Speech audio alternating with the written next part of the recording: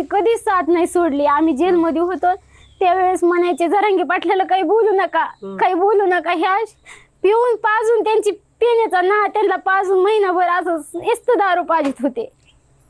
महिन्यात त्यांना असं भंग करून टाकलं. घरच्याची मया नाही ठेवली, कधी कुणाचं ऐकून नाही दिलं.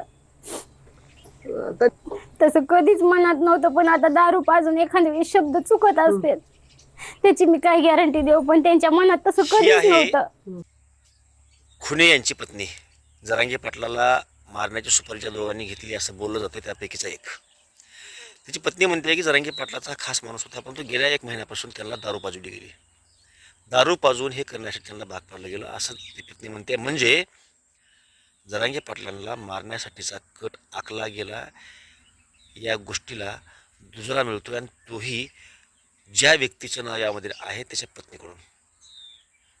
म्हणजे यात तथ्य आहे, तथ्य नाही हे येणाऱ्या काळामध्ये कळेल. पण प्रथमदर्शनी तर दिसतंय की अशा पद्धतीची काहीतरी आखणी झालेली आहे, आणि त्यामध्ये ह्या संबंधित स्त्रीचा पती सहभागी होता असंच तिच्या म्हणण्याचा अर्थ निघतोय.